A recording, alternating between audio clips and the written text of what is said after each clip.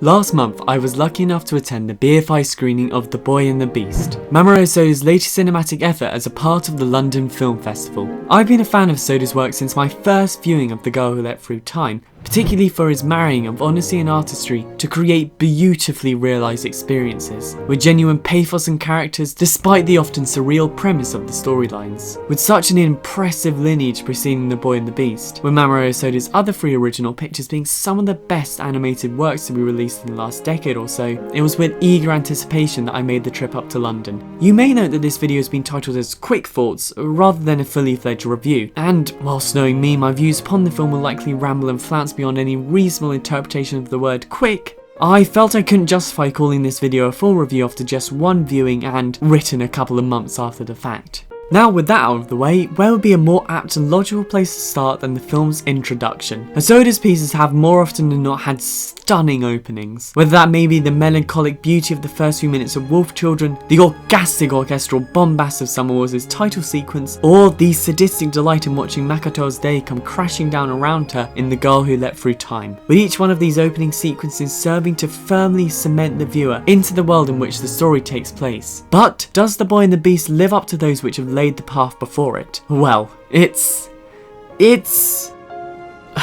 fine, I confess I missed the first few minutes of the film, due to in no particular order a trespasser at Cosham, the woefully inefficient Southwest train service, and my own poor excuse for navigational skills. You're now probably beginning to see why I don't consider this a fully fledged review. Despite my somewhat flustered state, I was still able to make some sense of the film's plot. Ren, a 9-year-old boy, tragically loses his mother, and with his father nowhere to be found, runs away from home. Whilst hiding in and amongst a bike rack in the bustling Shibuya crossing, 2 cloaked persons disturb his angsty brooding. These mysterious figures are soon revealed to be beast-like creatures from a world parallel to our own. Through a string of events, Ren finds himself in this world of animalistic individuals, and is quickly taken in by one of the cloaked figures, Kumatetsu, and becomes his apprentice. Largely because the current lord of this land has ruled that Kumatetsu cannot become a lord himself unless he can train an apprentice and defeat the rival candidate Iozen in single combat. From here, The Boy and the Beast becomes a rather sweet coming-of-age story, with a heavy emphasis placed upon paternal figures, specifically father and son relationships. Yes, Hosoda continues his work of wonderfully depicting everyday relationships with some form of twist. But does The Boy and the Beast deliver as effectively on the portrayal of father figures?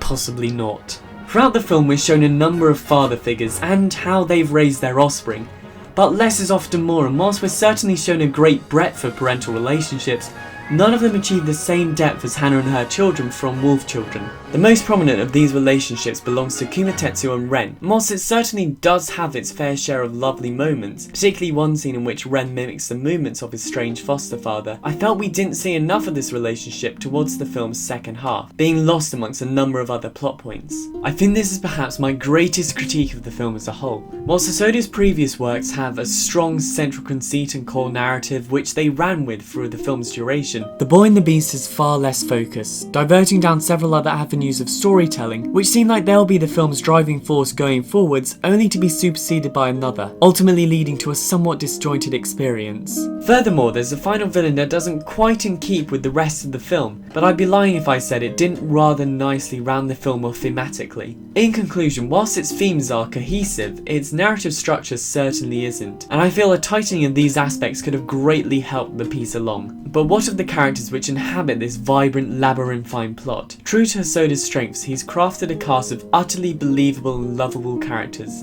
Despite the beautifully stylized character designs by the masterful Yoshiyuki Sadamoto, all of these characters feel tangible, with this partially being as a result of the natural flow of dialogue between the characters. Whether it's the conversation of an old group of friends, the bickering of parent and child, or the first tentative interactions between a new couple, almost all of it feels as if these conversations could be lifted out of reality.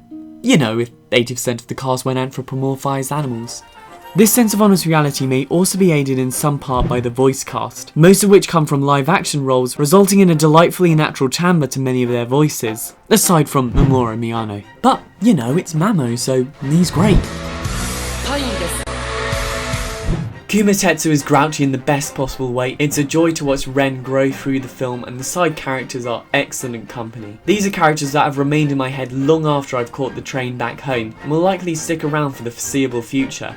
But what's an animation production without animation? And thankfully The Boy and the Beast delivers on this front. This film is once again brought to us by Hosoda's own Studio Chizu, and the staff's experience with this style is evident, from the beautifully observed character motion to the wonderfully emotive faces. Although, if I was to draw attention to one aspect which truly impressed, it would have to be the action, which is kinetic, delightfully unkempt and flecked with spittle, with every punch having a great sense of impact. This should come as no surprise, with Summer Wars' action director returning in the role of animation director, delivering on some truly mesmerising sequences. Beyond this, the critique which Hosoda and his team are often saddled with is that of the disparity between its characters and backgrounds, with the latter often being sumptuously detailed, whilst the characters sit flatly on top. This, to some degree, has been alleviated in The Boy and the Beast, with the two sitting far more comfortably together than they ever have before. Though this does appear to have come at a cost, that being the use of the CG crux. Whilst it may be unreasonable to expect a team to realistically render the hubbub of Shibuya Crossing into the animation, the instances where the CG character models are used stick out like a sore thumb. Although, in balance, this could be because I saw the film projected on a 40-foot screen. Just as a quick aside in relation to the aforementioned backgrounds, they look absolutely stunning, with some found in the real-world Tokyo setting almost taking upon a Makoto Shinkai-esque edge, contrasting with the more pastel hues of the Beast world.